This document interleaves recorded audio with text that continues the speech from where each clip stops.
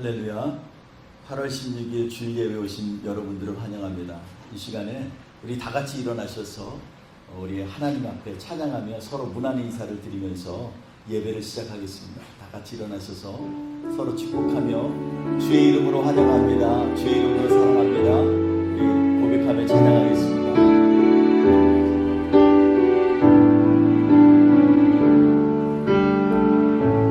주의 사랑으로 사랑합니다. 주의 사랑으로 사랑합니다. 형제 안에서 주의 영광을 보내 주의 사랑으로 환영합니다. 주의 사랑으로 환영합니다. 주의 사랑으로 환영합니다.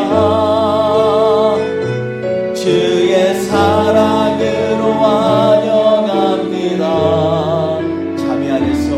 자매 안에서 주의 영광을 보내 주의 사랑으로 환영합니다. 이 모일 때 주의 성령 임하리. 우리 모일 때 주 성령 임하리. 우리 모일 때 주 이름 높이리. 우리 마음 모아 주를 경배할 때 주님 축복하시리. 주님 축복하시리. 우리 모일 때 주 성령 임하리. 우리 모일 때 주 성령 임하리. 우리 모일 때 주 이름 높이리. 우리 마음 모아 주를 경배할 때 주님 축복하시리.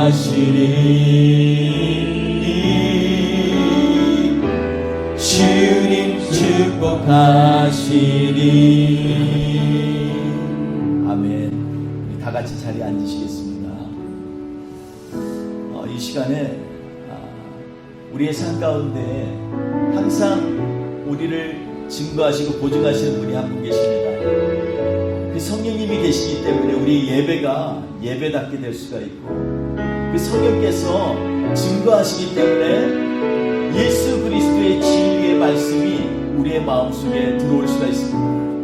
오늘 우리가 이 예배를 시작하면서 성령님 이 시간에 우리 예배 가운데 함께하여 주옵소서. 간절한 마음으로 같이 찬양하겠습니다. 허무한 시절 지날 때, 허무한 시절 지날 때, 깊은 한숨 내쉴 때, 그런 풍경 보시며 간신하는 분인데, 그와 같이 너희를 버려두지 않으리.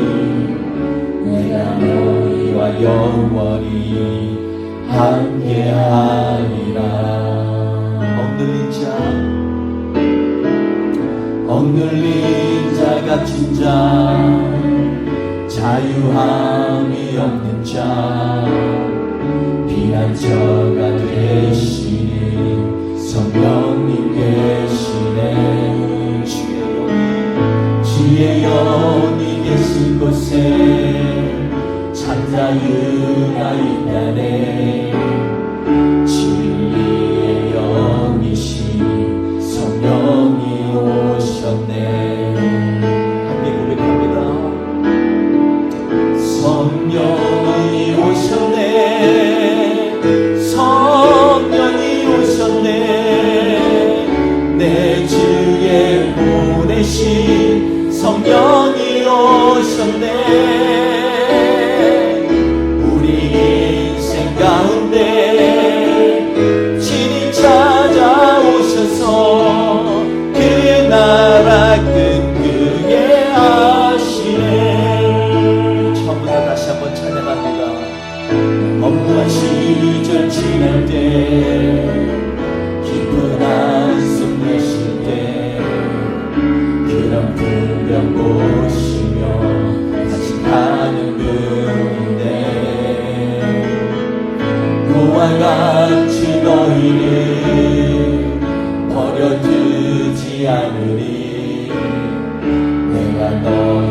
영원히 함께하리라.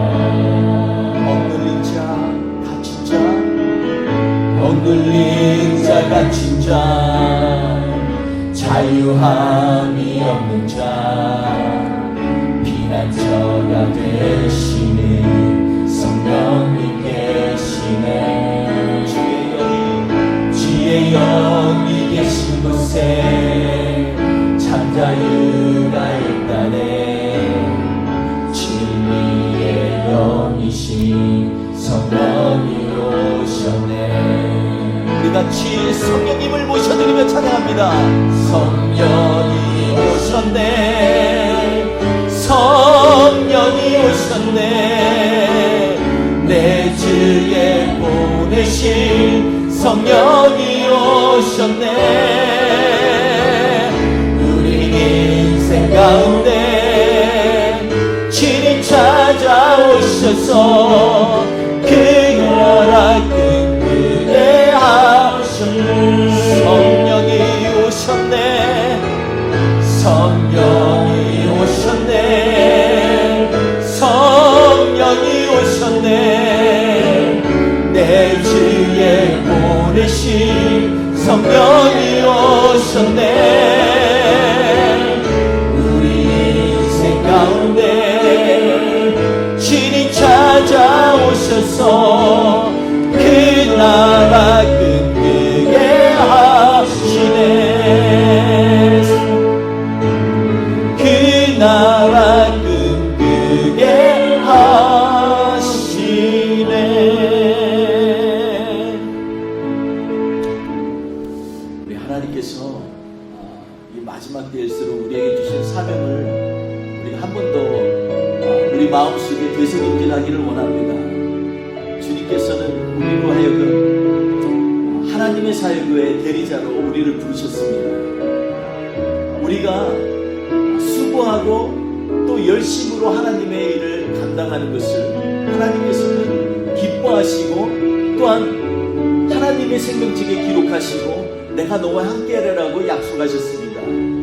오늘 우리 하나님 앞에 고백하면서 증인된 삶을 살기를 원하며 찬양합니다.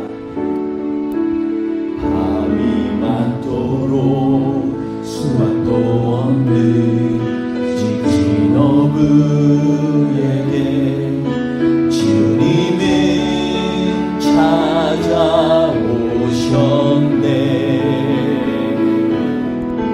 깊은 바다로 너는 나아가 그물을 던져라. 그 음성에 순종했네. 이전에 없던 놀라운 일을 일으켜 주셨네. 주님 오늘도 그때와 같이 우리를 찾아오시네.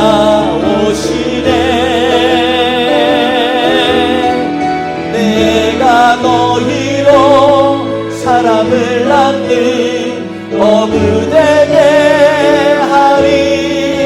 저 죽어가는 영혼 살리니. 내가 너희로 사람을 낳는 어부되게 하리. 사람을 살리는 어부. 주님 오늘도 말씀하시네. 내 그물을 던져 즐거워하는 영원 살리라. 보잘것없는 내게 주시는 그 음성을 듣네. 그 음성에 순종했니. 갇혀있던 자 놀라운 영혼 일으켜 주셨네. 주님 오늘도 나를 통하여 그 일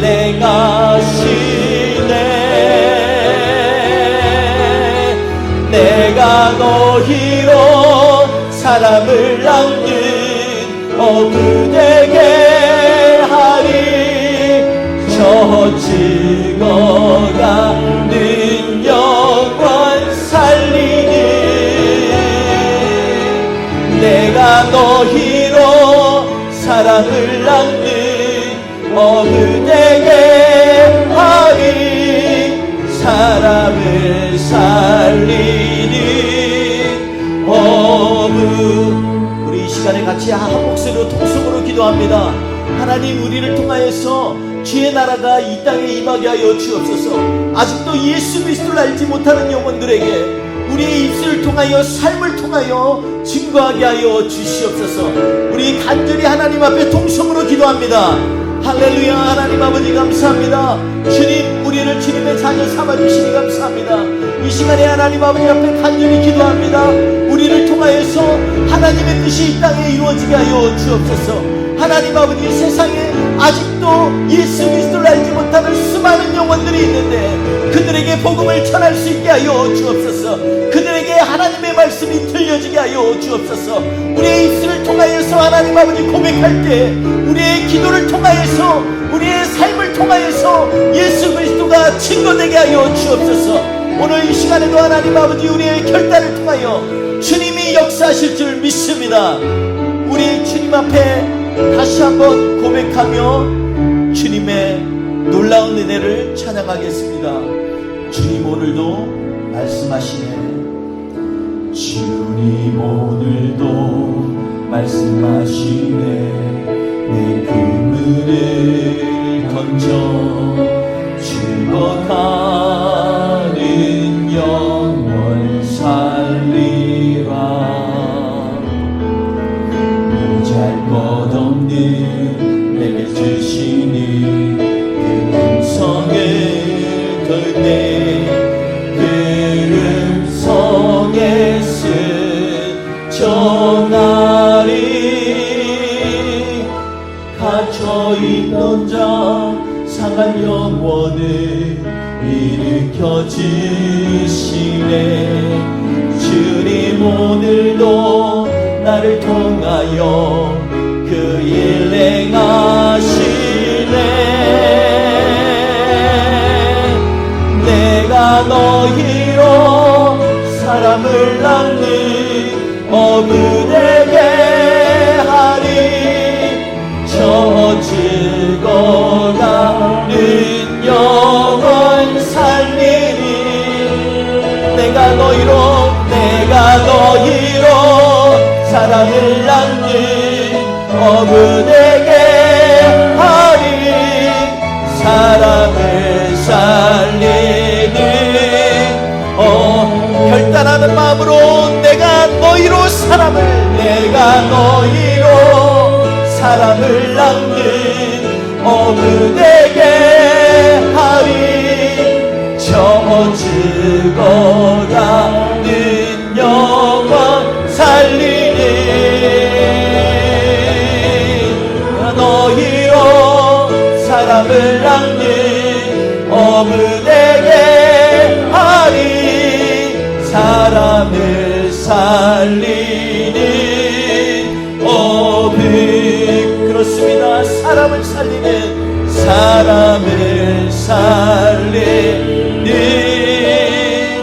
어부.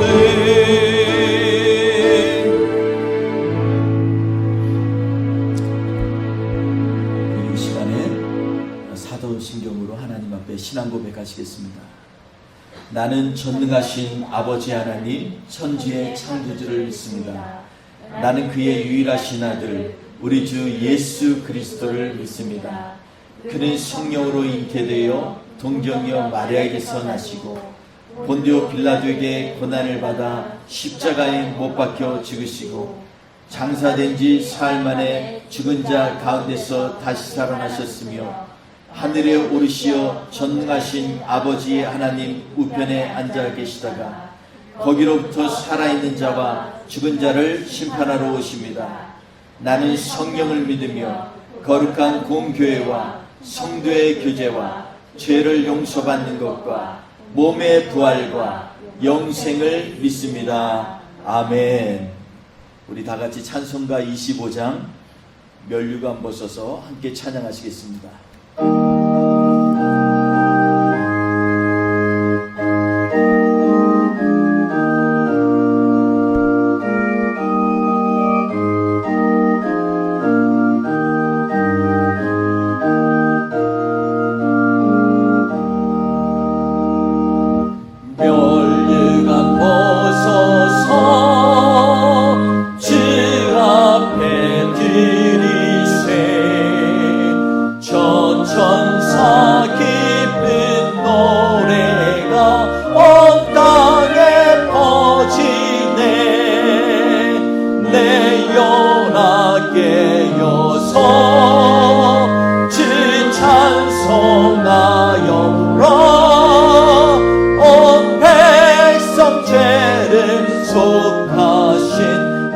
만왕의 왕일세 멸류관 벗어서 주 앞에 드릴세 그 손과 몸의 상처가 영광증 빛나네 하늘의 천사도 영광 보고서 거만의 신비 알고자 내름모하도다 멸류관 벗어서 주 앞에 드릴세 온 세상 전쟁 그치고 평화 오겠네 주 보좌 앞에서 온 백성 엎드려 그 한량 없는 영광을 늘 찬송합니다.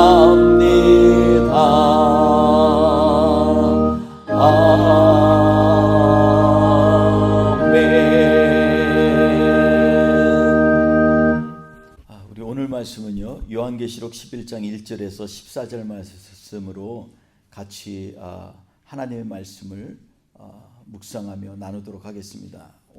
같이 우리 교독하도록 하겠습니다. 제가 먼저 봉독해 올리겠습니다.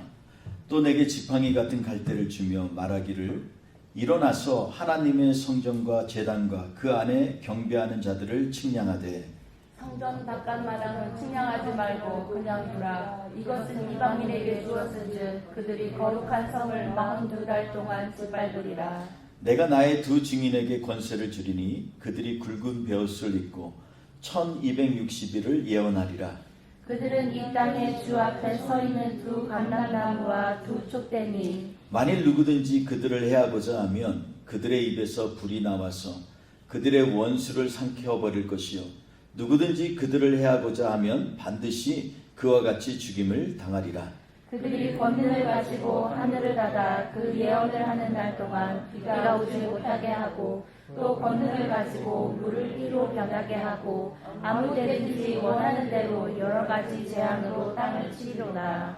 그들이 그 증언을 마칠 때 무적행으로부터 올라오는 짐승이 그들과 더불어 전쟁을 일으켜 그들을 이기고 그들을 죽일 터인즉 그들의 시체가 큰 성길에 있으리니 그 성은 영적으로 하면 소돔이라고도 하고 애굽이라고도 하니 곧 그들의 주께서 십자가에 못 박히신 곳이라. 백성들과 족속과 방언과 나라 중에서 사람들이 그 시체를 사흘 반 동안을 보며 무덤에 장사하지 못하게 하리로다. 이 두 선지자가 땅에 사는 자들을 괴롭게 한 거로 땅에 사는 자들이 그들의 죽음을 즐거워하고 기뻐하여 서로 예물을 보내리라 하더라. 3일 반 후에 하나님께로부터 생기가 그들 속에 들어가매 그들이 발로 일어서니 구경하는 자들이 크게 두려워하더라. 하늘로부터 큰 음성이 있어 이리로 올라라 함을 듣고 그들이 듣고 구름을 타고 하늘로 올라가니 그들의 원수들도 구경하더라. 그때 큰 지진이 나서 성 10분의 1이 무너지고 지진에 죽은 사람이 7천이라. 그 남은 자들이 두려워하여 영광을 하늘의 하나님께 돌리더라. 함께 봉독합니다. 둘째와는 지나갔으나 보라 셋째와가 속히 이르는도다. 아멘. 우리 오늘 본문 말씀을 통해서 포스트 코로나 시대에 우리는 어떤 삶을 살아야 하는가 라는 제목으로 같이 하나님의 말씀을 나누도록 하겠습니다.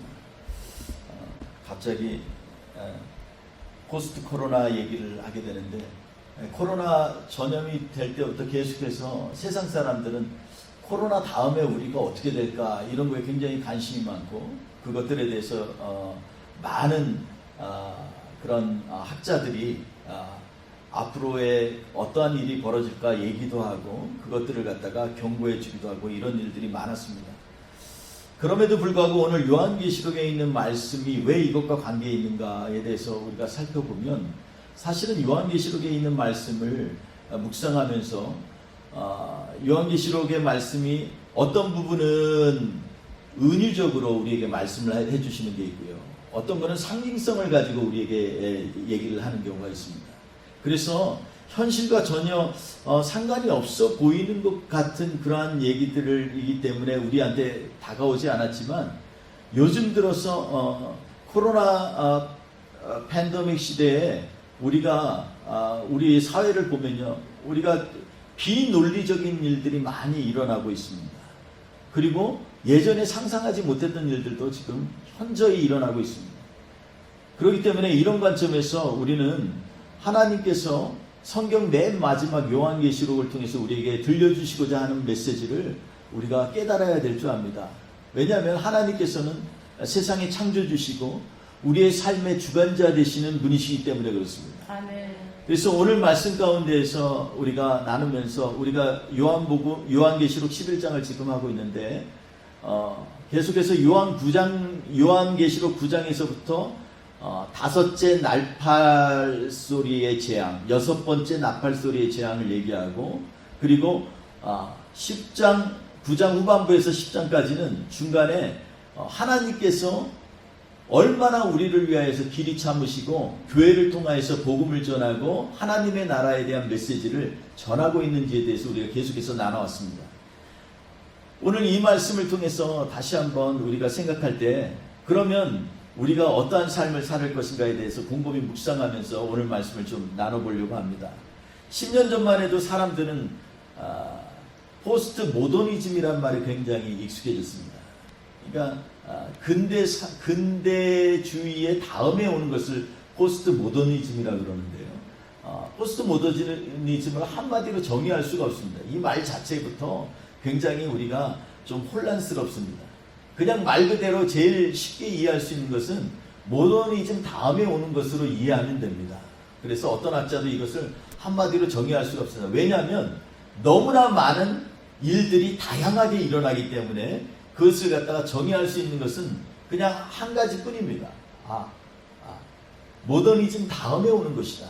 때때로는 모더니즘에 반하여 일어나는 현상들이 있고요, 때때로는 모더니즘이 심화되고 발전돼서 일어나는 것들을 포스트 모더니즘이라고 얘기하고 있습니다. 그러나 요즘 포스트 모더니즘 혹은 21세기라는 말이 쏙 들어가 버렸습니다.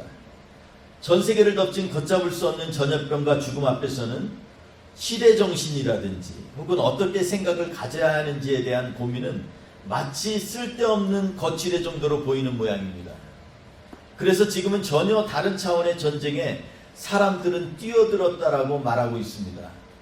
물론 철학이나 사고, 시대정신, 이러한 것들에 대한 질문들은 현대를 사는 우리들에게 정말 중요한 인생의 깨우침과 삶의 도전을 주고 있지만, 그러나 하나밖에 없는 생명이 걸린 생존의 문제 앞에서는 배부른 소리로 느껴지는 것도 사실입니다. 일단은 무조건 살아남아야만 하는 위급한 상황에 직면해 있다고 세상 사람들은 생각하고 있기 때문입니다. 반면에 마지막 때가 가까울수록 또 이렇게 전혀 예상치 못한 일들이 현실로 다가올수록 예수 믿는 사람들은 더욱 정결한 신부같이 우리 주님을 기다리며 어떻게 하면 하나님께서 기뻐하시는 삶을 살 수 있을 것인가에 대해서 집중하게 됩니다. 오늘 본문 말씀은 세상의 끝에 일어날 상황의 정점을 묘사하고 있습니다.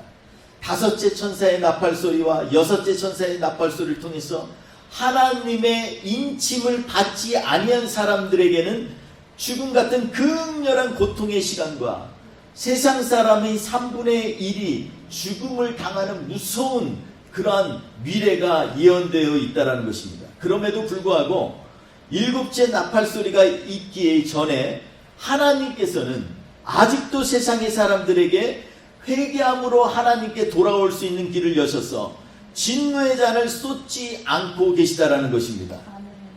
그들이 온전히 하나님을 알 수 있도록 하나님의 사람들로 하여금 복음을 전파하게 하시고 말씀의 은혜를 거두시지 않고 있다라는 것입니다. 이를 위하여 하나님께서는 교회를 준비시키시고 사용하십니다. 아멘. 다시 말하면 하나님이 자비하시고 더디 진노하시는 이유는 전적으로 주님의 교회를 통하여 하나님의 일들이 일어나길 기대하고 계시기 때문입니다. 아멘. 그래서 일곱째 천사가 돌이킬 수 없는 재앙의 나팔을 불기 전에 두 증인에게 권세를 주며 하나님의 말씀을 전파하게 하시는 것입니다. 사실 이 본문에 나오는 증인이라는 말은요, 하나님 나라의 핵심적인 표현으로 사용되곤 합니다. 우리가 잘 아는 것처럼 마태복음 28장 18절에서 20절에 보면 하늘과 땅의 모든 것을 내게 주었으니 너희는 가서 모든 족속으로 제자를 삼으라는 거죠. 아멘. 아버지와 아들과 성령의 이름으로 세례를 주고 내가 가르친 모든 것을 증거하라는 것입니다. 그 얘기는 뭡니까? 이것은 예수님을 체험하지 않고는 할 수 없는 일입니다. 증인에 대한 얘기입니다.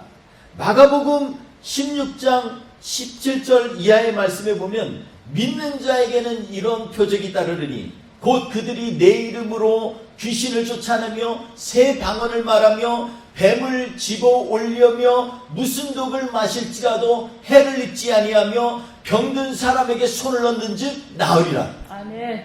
여러분, 이 일은요, 예수 그리스도와 그 성령을 능력을 힘입지 않으면 우리가 깨달을 수 없는 일입니다. 누가복음도 마찬가지입니다. 누가복음 24장 46절에서 49절 이하에 보면 그리스도가 고난받는 것과 제3일에 죽은 자 가운데서 살아나시는 것과 그의 이름으로 제사함을 받게 하는 회개가 예루살렘에서 모든 족속에 이르기까지 너희는 이 모든 일의 증인이라. 아멘. 증인이라는 것입니다. 증인된 삶을 살아야 된다는 거예요. 그리고 그것도 모자라서 예수 그리스도를 증거하는 성령을 보내주실 때까지 너희는 이성에 유하라. 49절에 또 얘기하고 있는 것입니다. 그러니까 이 증인이라는 것은요, 이 기독교에 있어서 정말로 중요한 것입니다. 다른 종교들이 다 자기들의 논리가 있고 그리고 신화가 있지만 기독교는 철저히 살아있는 증언을 통하여서 그리고 많은 사람들의 예수 그리스도의 부활을 체험하고 목격한 것을 통하여서 하나님의 말씀을 증거하기 때문에 그렇습니다. 아멘. 먼저 여인들이 보고요, 부활하신 후에 12제자들이 보고요, 그 중에서도 의심 많은 도마까지 보여주십니다. 그리고 그것도 못해서 나중에 갈릴리 바닷가에까지 찾아가셔서 제자들에게 낙심하지 말라고 격려하시고요. 그리고 이 엠마오로 가는 길에서 두 제자가 이렇게 도망가듯이 돌아가니까 그들과 함께 쭉 얘기하면서 하나님의 말씀을 다 따져서 알게 하시고, 그리고 나중에 120문도가 하나님 보좌로 향하여서 예수 그리스도가 올려가는 것을 목도하는 그런 놀라운 역사들이 있었습니다. 그래서 철저히 기독교는요, 사실에 입각한 종교라는 것입니다. 아멘. 여러분, 그러기 때문에 증인이 필요합니다. 그러기 때문에 우리는 하나님 앞에서 증인된 삶을 살아야 된다라고 오늘 성경은 얘기하고 있는 것입니다. 왜냐하면 이곳은 그리스도인이라는 이름을 가졌지만 여기 보면 그곳이 어디냐면 성전 마당은 그냥 두라고 했습니다. 제단과 그리고 성전과 경배하는 자는 측량하지만 성전 마당은 그냥 두라는 거예요. 왜냐하면 거기는 이방인들에게 이렇게 내비두었다라는 거예요. 원래 원문으로 보면 던져버렸다라고 얘기합니다. 왜냐하면요, 이것은 그리스도인이라는 이름은 가졌지만 참된 믿음과 삶을 소유하지 못하고 하나님의 보호를 받지 못하는 사람들과 하나님을 전혀 알지 못하는 이방 문화에 속한 사람들에게 허락된 곳이라는 것입니다. 바로 이곳에서 성도들과 성도가 아닌 사람들과의 영적인 싸움이 일어나는 곳이기 때문에 그렇습니다. 여러분, 우리 교회를 보십시오. 교회가 우리는 거룩한 곳이라고 생각을 하고 있지만 사실은 교회 안에서 얼마나 많은 정말로 안타까운 일들이 많이 일어나고 있습니까? 우리가 이 안에서도 영적인 싸움을 하고 있는 것입니다. 오로지 이곳에서 하나님 앞에 인정되는 것은 오늘 본문 말씀 1절에 있는 것처럼 하나님께서 측량하고 보호하시기로 작정하신 그러한 하나님의 성전과 그의 제단과 그리고 그를 경배하는 자들, 이 세 가지의 관점에서 하나님께서는 교회를 보시고 교회를 사용하고 계신다는 것입니다. 그러므로 오늘 말씀 들으면서 우리가 과연 나는 어디에 속해 있는가를 정말 심각하게 생각을 해봐야 됩니다. 우리가 지금 부끄러워하거나 현실을 직면하거나 내 속에 있는 것에 대해서 내 속에 있는 깊은 마음속에 있는 것들을 갖다가 회피한다면 어쩌면 우리는 계속해서 마당만 밟고 있는 이사야서에 말하는 너희는 성전에 와서 마당만 밟고 돌아간다고 하는 그런 무리에 속할 수도 있다는 것입니다. 여러분 2절에 보니까 거룩한 성이 42달 동안의 이방 세력에 의하여 짓밟히게 된다라고 말씀합니다. 그러나 동시에 두 증인이 베옷을 상징하는 것처럼 스스로 겸비하여 1260일 동안 말씀을 전파하는 곳이기도 합니다. 여러분 1260일이나 또 42달이나 해로 따지면 3년 반이에요.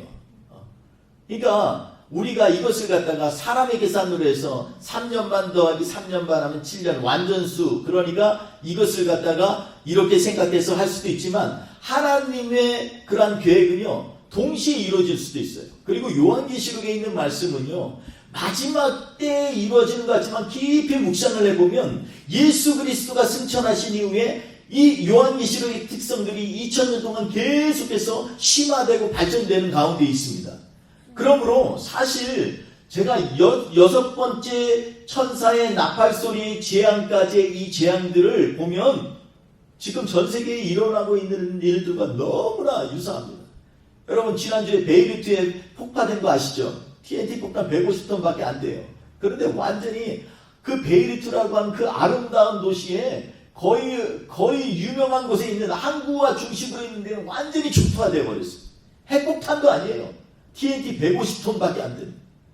그 정도의 파괴력이 그렇게 일어나는 거예요. 근데 지금 전 세계에 이런 핵폭탄이 얼마나 있는지 아십니까? 셀 수도 없습니다.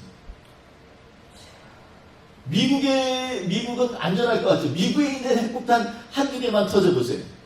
어떠한 일이 일어날까요?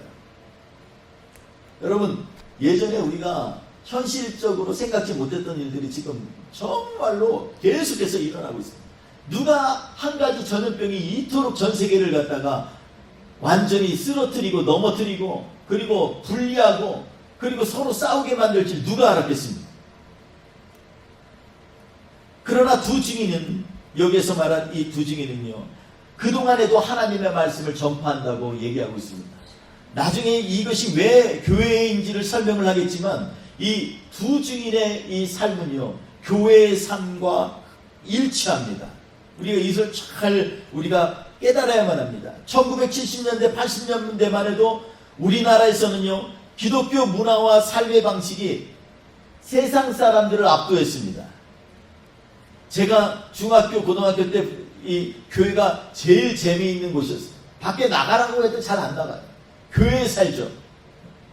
교회 가면요 비록 그 당시에 어렵지만 그래도 친구들끼리 고구마도 갖고 오고 감자도 갖고 오고 해가지고서 그 톱밥 난로에다가 구워 먹으면서 같이 겨울 성경학교도 준비하고 수련회도 준비하고 같이 기도하고 하나님 말씀을 서로 읽으면서 그러는 기억들이요 얼마나 좋아하는지 몰라요. 삼박자 게임에도 그거 단순한 거지만 얼마나 재밌는지 껄껄껄껄껄 하면서 얼마나 재밌게 놀았는지 몰라요. 청년들은 교회에 모여서 미래의 꿈을 꾸었습니다. 세상 사람들이 교회를 칭찬하며 교회 다니는 사람은 착하고 성실한 사람이라는 이미지가 세상에 확연하게 드러나 있었습니다. 그래서 교회 다니는 것을 자랑스럽게 생각하던 시절이 있었습니다. 비록 내가 다니던 교회 목사님이 배고픈 그 배를 움켜쥐고 굶은 배를 움켜쥐고 신방 다니면서 찬물을 그냥 먹으면서 됐습니다 이렇게 말할 때 성도들의 마음속에는요 정말 감동이 있었어요. 다시 말해서 세상은요 교회의 마당이었습니다. 교회 성도들이 있는 직장이나 비즈니스는 세상을 영적으로 도덕적으로 이끄는 자리에 있었습니다. 세상 사람들은 정말로 교회가 너무 좋다고 해서 자식이 교회 간다고 하면 예수 믿지 않는 보수적인 부모님들도 허락해주고 응원해 주었습니다. 그만큼 교회는 사회적인 책임에 있어서도 앞서서 감당하며 굳은 일을 먼저 앞장서서 세상의 빛과 소금의 역할을 감당하였던 그런 때가 있었다라는 것입니다. 그런데 언젠가부터 교회는 눈에 보이는 숫자적 부흥에 집착하고 자신들만의 잔치에 몰두하며 세상에 속한 영혼들과 거리를 두었습니다. 오히려 교인들은 세상적 가치를 추구하는 복받기를 우선시하는 신앙으로 변질되기 시작하였으며 세상적 성취에 취하여서 교회의 건물은 웅장하고 아름다워졌으나 거룩함은 훼손되고 하나님의 영광은 땅에 떨어져 버렸습니다. 이처럼 이방인 사상은 요즘으로 말하면 세속화라고 얘기할 수 있겠습니다. 42개월 즉 3년 반 동안 세상을 좋아하고 자랑하는 세속화가 성도들의 거룩한 삶을 짓밟고 자기 자신의 십자가를 지고 주님을 닮기 원하는 거룩한 소망은 땅에 떨어져 버렸다는 것입니다. 반면에 주님을 경험하고 말씀을 따라 사는 두 증인의 사역도 3년 반 즉 1260일 동안 계속 일어나게 됩니다. 두 증인은 사절에서 이 땅에 주 앞에 서 있는 두 감람나무와 두 촛대라고 묘사하고 있습니다.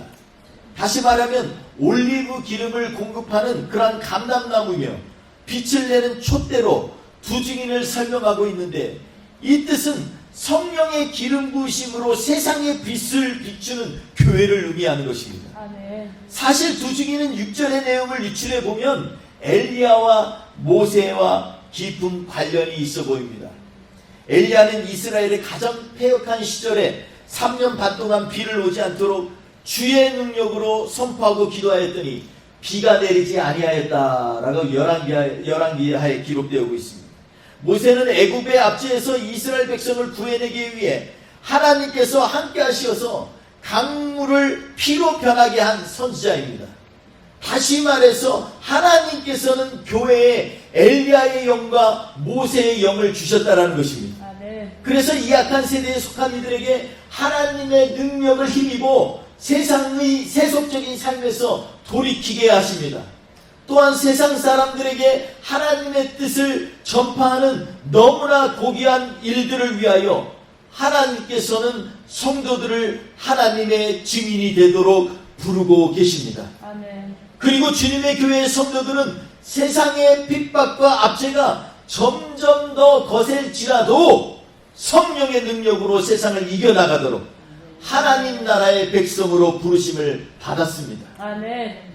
그러므로 하나님의 나라의 백성들은 오직 성령의 능력으로만 죄악된 세상을 이기고 승리할 수 있습니다. 아멘. 5절에 보면 두 증인은 오직 입에서 나오는 불로 세상을 이기고 변화시킬 수 있다라고 말하고 있습니다. 성령이 교회와 함께 하시면 세상이 감히 하나님의 사람들을 해할 수도 없고 겁박할 수도 없습니다. 세상에는 너희가 환난을 당하나 담대하라 내가 세상을 이겼노라. 요한복음 16장 33절에 말씀하고 있습니다. 그런데 여기에 교회를 향한 주님의 경고의 메시지가 있습니다. 7절을 주목해 보시기 바랍니다. 마지막 때에 사단이 무적행에서 올라와 교회를 죽이고 이기는 것은 증인된 삶이 끝날 때라고 기록되어 있습니다. 영어로 보면 더 명확한데 이게 finish the testimony가 될 때, 그때부터 사탄은 지옥에서부터 올라와서 이 증인된 교회를 회파하고 죽이도록 핍박하고 압제한다라고 되어 있는 것입니다. 그렇기 때문에 이 증인의 삶은요, 우리 성도들에게는 얼마나 소중한 것인지 알 수 없습니다. 아멘. 교회가 전도하지 아니하고 하나님의 말씀을 증거하지 아니하고 하나님의 살아계심을 설파하지 아니하면 교회는 자연적으로 죽게 된다는 것입니다. 이번 코로나 팬데믹 때문에 우리 교회는 심각한 타격을 받고 있습니다. 제일 어려운 타격은 뭐냐면 모이는 것에 힘쓰는 것을 못하게끔 악한 영들이 가로막고 있는 것입니다. 전도하지 못하게 합니다. 말씀을 나누지도 못하게 합니다. 근데 이것을 왜 이렇게 하냐면은 교회의 가장 밑바닥에 파운데이션에 연결고리가 있는데, 그것은 우리의 믿음은 고백으로 말미암아 더 깊어지기 때문에 그렇습니다. 아멘. 그래서 로마서 1장 17절에 보면 너희가 믿음에서 믿음으로 이르게 하나니 이렇게 얘기하고 있습니다. 아멘. 그런데 우리는 믿음의 고백을 할 수 없도록 만들어서 내 영혼도 위축될 뿐만 아니라 죽어가는 영혼들에게 복음을 증거하지 못하니까 자연스럽게 교회는 이 고리가 끊어져 버린다는 것입니다. 여러분, 이 말씀이 얼마나 깊은 의미가 있는지 알 수 없습니다. 그러므로 우리의 삶 가운데 증인된 삶은 정말로 중요합니다. 아멘. 때를 얻든지 못 얻든지 아멘. 너희는 복음을 증거하라라고 말씀하고 있습니다. 아멘. 여러분, 이게 세련돼 보이지도 않고 자기 할 일 안 하고 우습게 보이지만, 여러분, 우리가 하나님의 일을 하면요, 하나님께서 우리의 삶을 책임지십니다. 아멘. 저는 선교지에서 23년을 있었습니다. 그동안 정말 별별 일이 다 있었습니다. 그런데 하나님의 일하는 것을 제일 많이 볼 때는 언제냐면 복음을 증거할 때입니다. 아멘. 그 외에 다른 것은 없어요. 여러분, 왜 그렇습니까? 복음이 증거되면 그게 내 말이 아니라 하나님의 능력이 나오기 때문에 그렇습니다. 아멘. 그래서 하나님은 살아있는 말씀이라고 하잖아요. 아멘. 교환의 우리의 삶 속의 역사는 하나님에 대한 간증이 사라지고 잃어버린 영혼을 향한 전도의 열정이 끊기며 하나님 경험이 소멸될 때 교회는 세상에서 힘을 잃게 됩니다. 존재 자체가 소멸되고 사라지게 됩니다. 사탄의 지상에서의 최고의 전략은 주님의 교회를 소멸하는 것입니다. 바꿔 말하면 교회가 예수 그리스도의 증인되는 것에서 멀어지고 전도의 마음이 식어지면 교회는 사단에게 죽임을 당하게 된다는 것입니다. 그러나 성도가 그 어떠한 상황에서라도 하나님과 교제하는 삶을 누릴 때에 하나님께서는 우리 교회를 굳게 지키시고 아멘. 그로 인해 다시 생기가 그들 속에 들어가 생명을 얻게 된다고 말씀하고 있습니다. 아멘. 그리고 주님의 교회는 우리를 핍박하던 세상이 보는 앞에서 하늘로부터 부르심을 받고 들려 올라가게 된다라고 오늘 말씀은 선포하고 있습니다. 아멘. 13절에 의하면 그때의 큰 지진으로, 거기에 보니까 the right time, 동시에 그 하나님의 부르시는 그때의 세상에서는요, 큰 지진으로 많은 사람들이 죽습니다. 여기서 7천이라고 했지만 항상 여러분 요한계시록에 있는 숫자들은요, 굉장한 상징성을 갖고 있어요. 그냥 고지고대로 자꾸 얘기를 하게 되면은요, 이거 가지고 풀게 되면은 하나님께서 우리에게 주시는 그러한 비밀과 그 뜻을 우리가 왜곡할 수가 있습니다.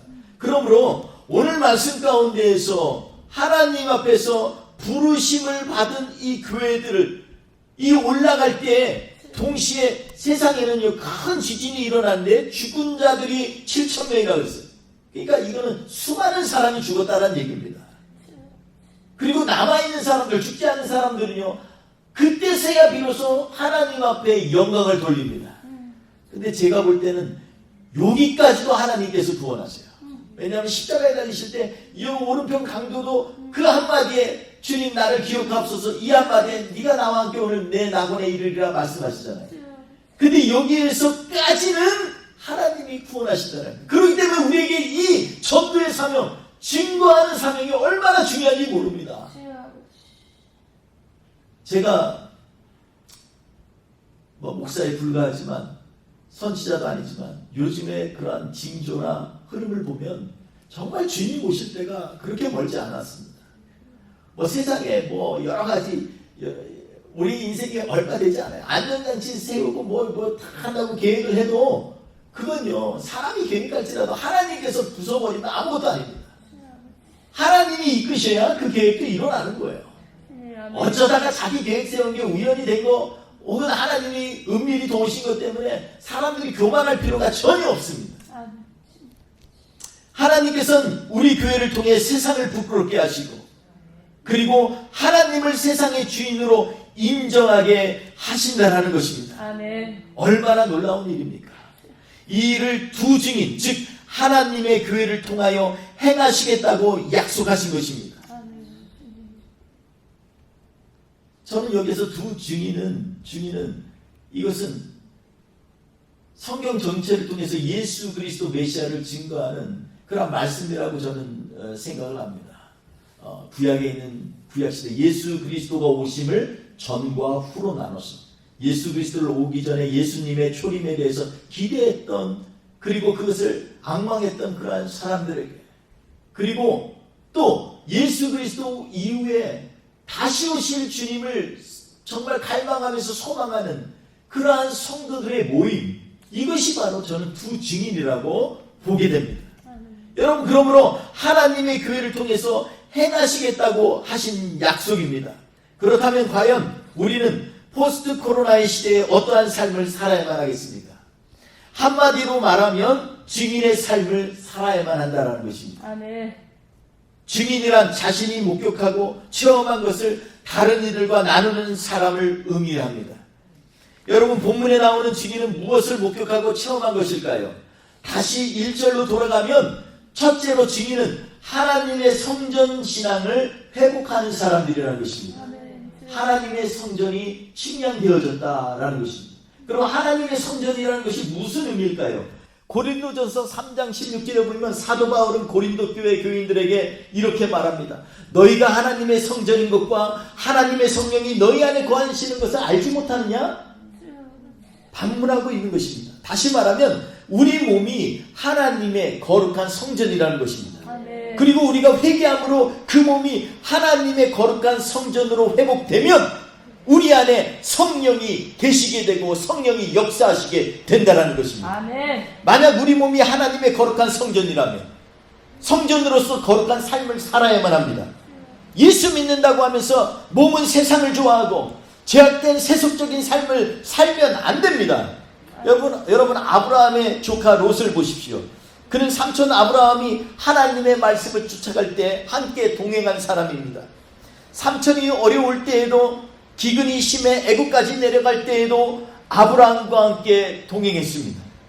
그런데 하나님께서 복을 주시어 재물도 많아지고 가축대도 크게 번성하고 늘어난 후에 더 이상 믿음의 길을 따르지 아니하고 세상적인 관점의 향락을 따라 좋아 보이는 세상을 쫓아갔습니다. 결국 그는 달콤하고 쉬워 보이는 세상의 유혹에 넘어가 세속적인 삶으로 인생을 마쳤습니다. 하나님을 따르던 삶의 방식에서 세상의 천박한 생활 방식으로 비참한 인생을 마감하고 말았습니다. 여러분 롯이 창세기 12장에 등장할 때는 얼마나 든든한 사람인지 알 수 없습니다. 근데 마지막 때는 자기 딸들과 부적절한 관계를 가짐으로 말미암아서 항상 이스라엘의 가시가 같은 모압과 암몬 족속이 나온 것이 아닙니다. 여러분 그러므로 우리가 이 롯을 보면서 다시 한번 우리는 세속적인 삶으로 우리의 몸을 더럽히는 사람들 가운데에서 하나님께서 역사하지 않음을 깨달아야 됩니다. 그래서 여기서 하나님의 성전이라고 하면 그것은요 증인된 삶을 살기에 합당한 그러한 우리의 삶의 행동과 표현을 얘기하는 것입니다. 여러분 이 롯에게 무슨 증인된 삶이 있겠습니까? 그 사람이 아무리 하나님 경험한 간증을 얘기해 보세요. 세상 사람들이 올 때 너나 잘해 이러지 않겠습니까? 그런데 현 시대에 사는 우리에게도 유사한 점들을 발견하게 됩니다.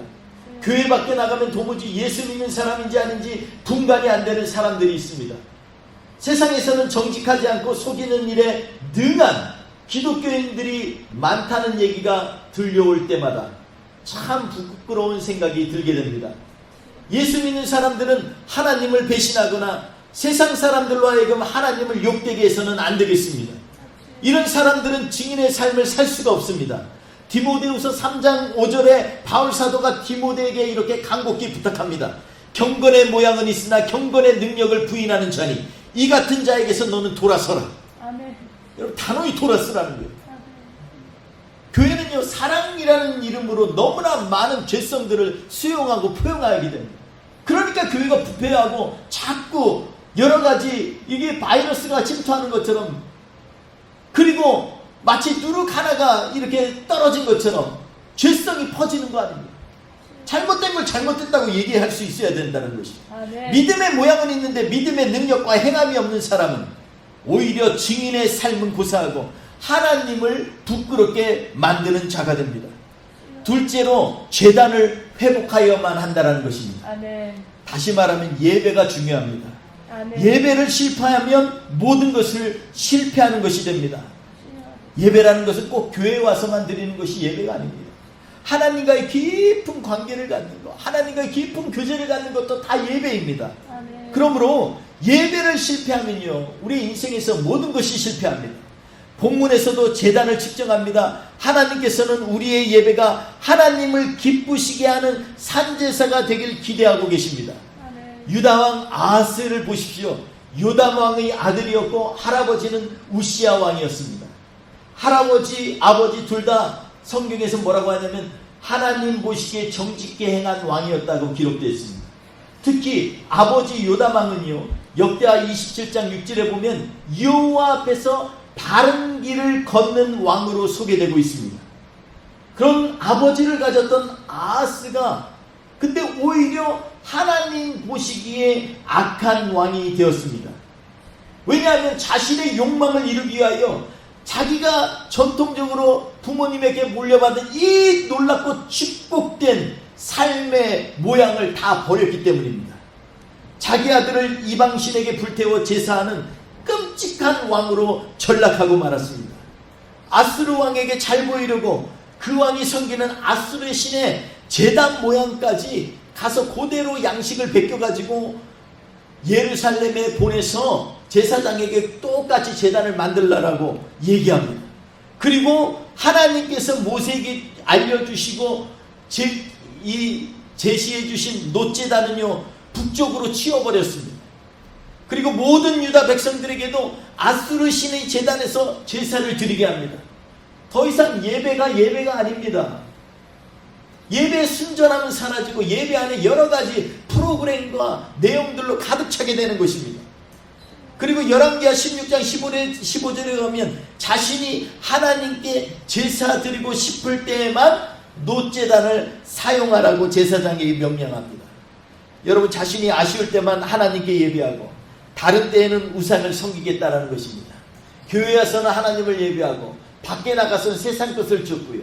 교회에서는 입에서는 거룩한 음성이 나오지만 밖에 나가면 세상 사람과 같이 이상한 말들, 저급한 얘기들을 우리는 서슴없이 행하고 있는 것을 보게 됩니다. 결국 아하스는 유다 왕국을 망하게 한 왕으로 성경에 기록되어 있습니다. 그로 인해 많은 백성이 죽고 포로되었다라고 말씀합니다. 그는 죽어서도 왕실의 묘에 들어가지 못한 비참한 왕으로 기록됩니다. 요즘 한 통계에 의하면 미국 개신교인의 43%가 다른 종교에도 구원이 있다라고 생각한답니다. 한국도 별로 만만치 않습니다. 47%의 개신교인들이 다른 종교에도 진리가 있다고, 구원이 있다고 생각한답니다. 그러니까 꺼리낌도 없이 전도치로 다니고 부적을 만들어 몸에 지니고 있는 것을 대수롭지 않게 여기고 사는 분들이 있다는 것입니다. 그러나 내 안에 하나님 외에 다른 우상을 섬기는 죄를 범하면 안 됩니다. 이것은 하나님께서 가장 싫어하시는 죄악입니다. 예배에 실패하면 삶의 모든 부분에서 부작용이 일어나게 됩니다. 이러한 삶의 태도는 주님께서 원하시는 삶과 거리가 먼 것임을 우리가 명심해야만 합니다. 로마서 12장 1절에 그러므로 형제들아 내가 하나님의 모든 자비하심으로 권하노니 너희 몸을 하나님이 기뻐하시는 거룩한 산제물로 드리라. 이는 너희가 드릴 영적 예배니라 라고 말씀하고 있습니다. 한 가지 더 마지막으로 셋째로 경배하는 자의 자리에 머물러야만 한다는 것입니다. 믿음의 자리와 예배에 집중하는 것과 더불어 증인의 태도가 중요합니다.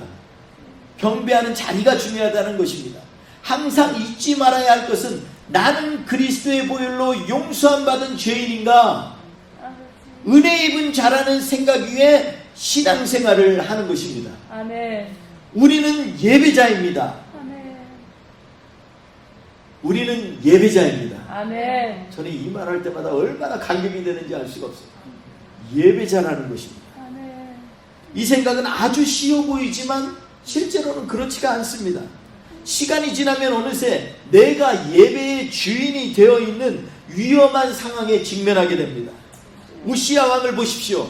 솔로몬 이후 남유다 왕국의 가장 번성하게 그리고 강력하게 이끈 훌륭한 왕이었습니다. 그런데 마음이 교만해지니까 자신이 이제 성소의 일까지 주관하려고 했다고 성경은 기록합니다. 분향을 드리려고 했는데 제사장들이 말립니다. 왕이여, 이 일은 왕의 일이 아닙니다. 하나님을 모욕하는 일입니다. 망령된 일을 하지 마옵소서. 그랬더니 이 우시야가 버럭 화를 내며 소리를 질러버렸습니다. 그 순간 이마에서부터 나병이 돋았다고 합니다. 그래서 하나님의 징벌로 평생을 나병 환자로 살게 되었다고 성경은 기록하고 있습니다. 하나님 앞에서 자신의 애티튜드를 지키는 것은 생각보다 쉽게 흐트러지게 되고 정말 세심하게 주의를 기울이지 않으면 쉽게 죄를 범하게 됩니다. 여러분, 지금까지 설명한 이 세 가지의 삶의 방식이 우리에게는 필요합니다. 아멘. 이 시대를 살아나갈 삶의 방식이라는 것입니다. 아멘. 그렇지 않으면 우리는 하나님께서 기뻐하시는 참된 증인의 삶을 살 수 없게 됩니다. 아멘. 마지막 때에 하나님께서 우리에게 세상을 맡기신 이유는 이 세상 사람들 중에 지금도 하나님께로 돌아오게 하실 사람들을 하나님은 찾고 계시기 때문입니다. 아멘. 아직까지도 자비로우시고 더디 화를 내시는 우리 주님께서는 세상 사람들의 심령의 문을 우리를 통해 두드리고 계십니다. 아멘. 그래서 요한계시록 3장 20절에 보니까 보라, 내가 문 밖에 서서 문을 두드리노니 누구든지 내 음성을 듣고 문을 열면 나는 그로 더불어 그는 나와 더불어 먹고 마시리라고 말씀하고 계시는 것입니다. 아멘. 우리 교회와 성도들이 주님의 증인이 되어 세상을 하나님 나라로 변화시킬 사명이 우리에게 주어져 있습니다. 아멘. 사랑하는 성도 여러분, 이 시대에 우리는 어떠한 목적과 삶의 방식으로 살아야만 하겠습니까? 세상에서 하나님을 대신하여 잃어버린 영혼들을 살리는 증인의 삶처럼 고귀하고 값진 것은 아무것도 없습니다. 하나님께서 가장 기뻐하시는 것은 세상으로 하여금 하나님을 알게 하고 주님께로 돌아오게 하는 것입니다. 아멘. 그러려면 우리의 몸과 행실이 먼저 거룩해져야만 합니다. 회개하는 것으로 그치지 말고 회개에 합당한 열매를 맺어야 된다는 것입니다. 아멘. 그리고 내가 변하지 않으면 다른 사람이 변할 것이라고 기대해서는 안 되는 것입니다. 그리고 하나님께서 받으시기에 합당한 신령과 진정으로 드리는 예배가 회복되어져야만 합니다. 아멘. 또한 우리는 예배자임을 잊지 말아야 합니다. 아멘. 우리는 언제나 예배 받으실 분 앞에 있다는 자세와 겸손으로 주님 앞에 나아가는 삶이 되어야만 합니다. 아멘. 이것이 바로 증인의 삶을 사는 것입니다. 아멘. 이러한 삶의 요건을 갖추면 우리의 증거에는 힘이 있게 됩니다. 아멘. 우리의 증인되는 삶을 통하여 성령께서 역사하실 것이요, 코로나 위기 속에서도 분명한 인생의 목적과 의미 있는 삶을 살게 될 것이라는 것입니다. 아멘. 몇 주 전에 인도에 있는 제 제자 가정이 기도를 부탁을 했습니다. 근데 기도를 들어보니까 저도 막막합니다. 인도가 요즘 미국을 지고 일일 확진자가 세계에서 최고로 많습니다. 근데 가서 얘기를 들어보면 검사 받는 사람은 사실 별로 안 된다는 거예요.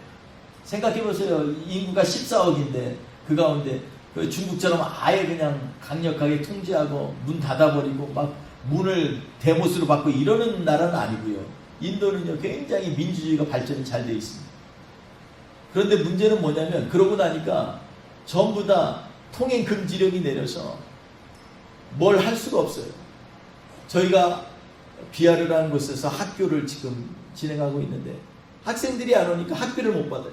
그러니까 월급을 못 줘요. 그러니까 오직 답답하면 저한테 연락을 했겠어요.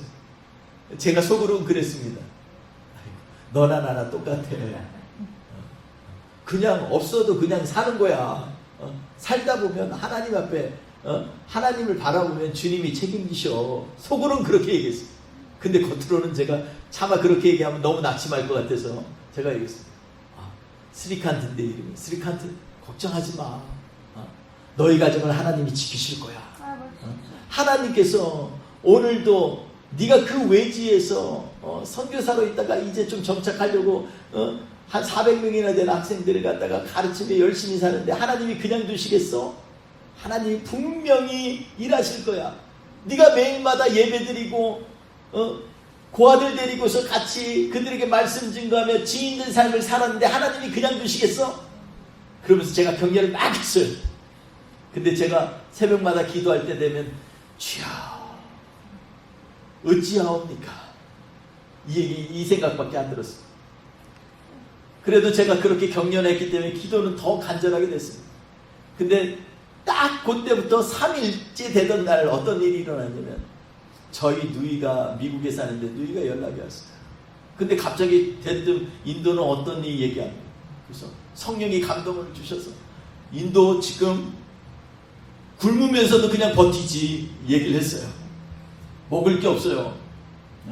돈도 없고 먹을 것도 없고 그리고 애들을 가르쳐야 되는데 시골이라 온라인으로 이것도 하려면 랩탑도 필요하고 아무것도 안 돼요. 아무튼 제가 투덜거리면서 하나님께서 분명히 일하시겠지만 참 안타깝다고 얘기를 했어요. 근데 그 말이 어떻게 감동이 됐는지. 하여튼 내가 뭐라고 해도 성령이 감동을 시키면 감동을 받습니다. 저는 불평처럼 얘기를 했는데 그게 또 감동이 돼서 밤새 기도하더니 그러더니 본인이 몰래 쌈짓돈으로 이렇게 받고 있는 연금에서 이렇게 해서 내가 몇백 불씩 보낼게 이러면서 연락이 왔어요. 그래서 제가 깜짝 놀랐어요. 그러더니 그 다음날 또 연락이 왔어요. 연락이 오더니 내 친구도 조인하기로 했어. 그래서 친구도 또 꼬셨습니다. 또 그 다음날 됐더니 한국에 있는 친구도 꼬셨습니다. 어제 또 연락이 왔어요. 교회를 꼬셨더니 자기가 다니는 교회에서 매달은 못 보내고 한 번에 보낼 테니까 이 상황을 얘기해달래 이러면서 어제 또 연락이 왔어요. 얼마나 감사한지. 저희 매형이 굉장히 짠돌인데 정말 그 주머니에서 돈 나오기가 정말 힘듭니다. 그런데 내가 그랬어요. 기왕에 도울 거 랩탑도 좀 이용해라. 그 매형한테 얘기 좀 해봐. 그랬더니 아이고 바늘로 찔러도 피도 안 나와. 그래서 내가 기도할 테니까 할 때는 일단 해봐. 그 다음날 새벽부터 전화가 왔어요. 그러더니 뭐라 그러냐면 나보고 저보러 그래요. 놀라지 마. 그래 2,000불을 준대. 내가 2,000불 얘기했더니 2,000불을 준대. 그러는 거예요. 근데 조건이 있대요. 그게 뭐냐면 교회에서 영수증을 달라 그러는데 얼마나 짠돌인지. 하여튼 세금 혜택 보더라고. 여하튼 간에 하나님이 그 호주문을 여셨어요. 그래서 그러면서 내년에는 저기 매형 데리고 같이 비하를 가가지고 학교 보여주고 학교 건물 부족한데 이거 지어달라고 하겠다고 그렇게 얘기를 했어요. 제가 왜 이 말씀을 나누냐면 하나님을 증거하면요 하나님께서 우리를 인정하십니다. 아멘. 우리 손사모님 기도할 때 제가 너무 울컥했어요. 우리가 여기 살면서 정말 안 된다고만 생각을 했어요. 어떻게 복음을 전해요? 옛날처럼 밖에서 갈 수도 없고 그렇다고 집마다 다니면서 녹화하기에는 사람들이 더 혐오할 것 같고 두려워서 사실은 전도를 못했어요. 그런데 오늘 이 말씀을 준비하면서 하나님께서 우리에게 그런 마음을 주셨습니다. 내가 하나 주님이 하시지. 아멘. 여러분, 오늘 말씀 속에서 우리가 다시 한번 분명한 코로나 이 시기에, 포스트 코로나 시기에 우리의 인생을 어떻게 살 것인가, 분명한 목적과 의미 있는 삶을 살라고 주님은 말씀하고 있습니다. 아멘. 오늘 우리의 결단을 통하여 어둠 속에 갈 길을 알지 못하는 세상 사람들에게 빛을 던져줄 수 있도록 하나님께서 귀히 쓰시는 하나님의 증인된 삶이 되시기를 주님의 이름으로 축원드리겠습니다. 아멘. 기도합니다. 우리 같이 기도하겠습니다.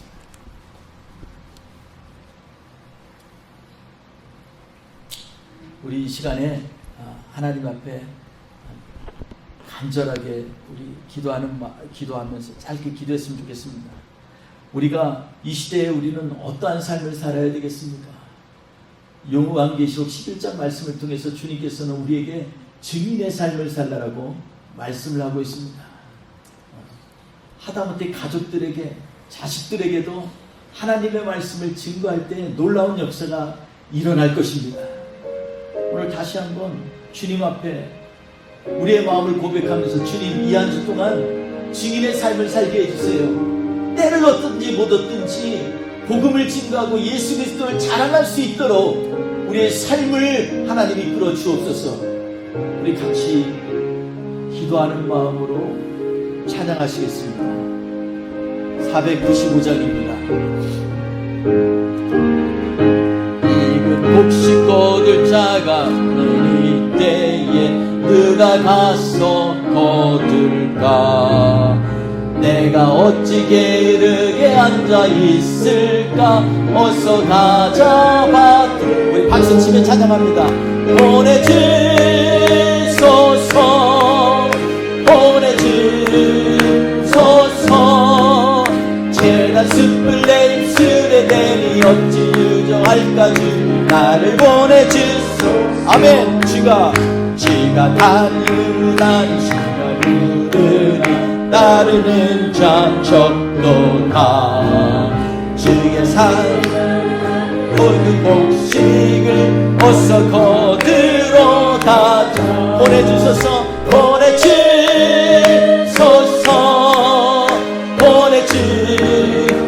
보내주소서. 재단 숯불 내 입술에 대니 어찌 유할까는 나를 보내주소. 주가 나를 부르시니 언제 어디나 기뻐 가서 일하리. 주가 명령 내리실 때 능력 받아서 기뻐 거두리. 아멘. 보내주소서, 보내주소서,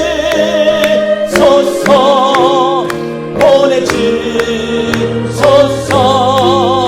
재단 숯불 내 입술에 대니 할까지요 나를 보내. 한 번 더 보내주소서, 보내주소서,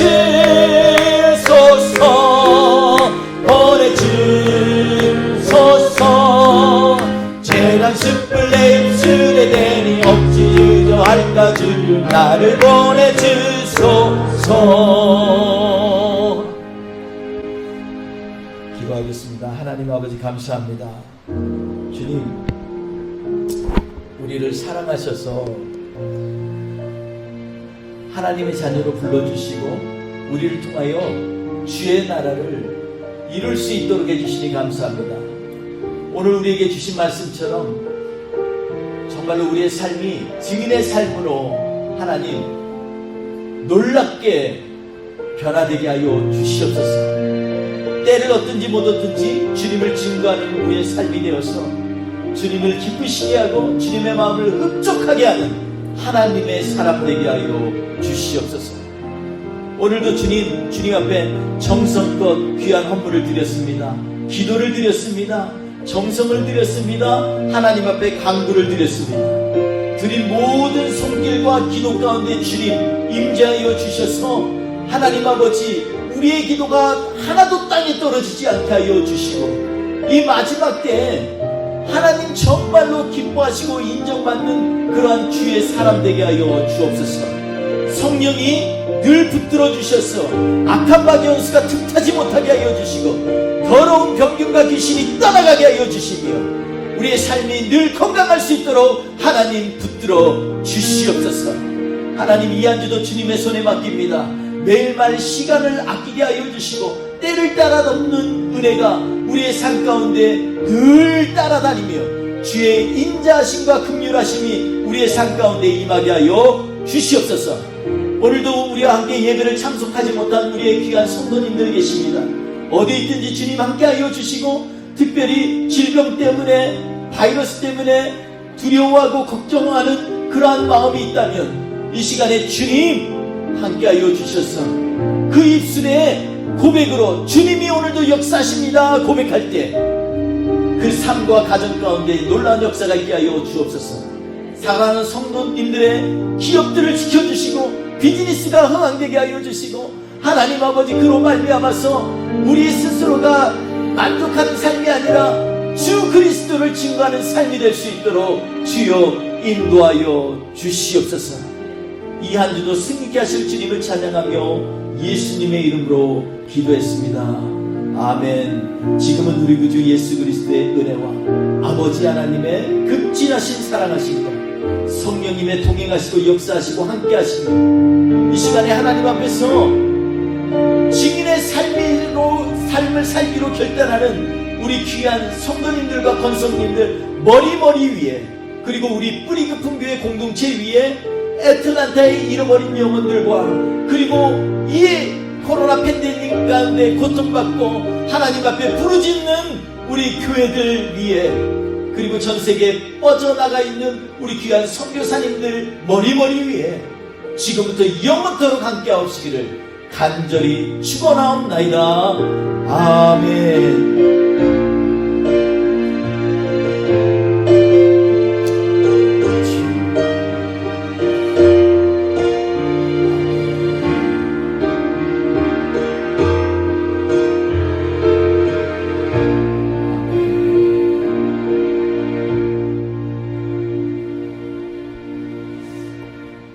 할렐루야. 오늘 예배를 마쳤습니다. 우리 옆 사람에게 축복하며 인사하겠습니다. 예수 그리스도의 증인이 됩시다.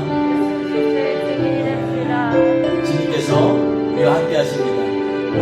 오늘도 이렇게 간단하게 친교 음식을 준비했는데 나가시면서 이렇게 가져가시고 기도하실 때마다 교회를 위하여, 그리고 우리 주변에 있는 불안 이웃들을 위해서 기도 부탁드리겠습니다. 감사합니다.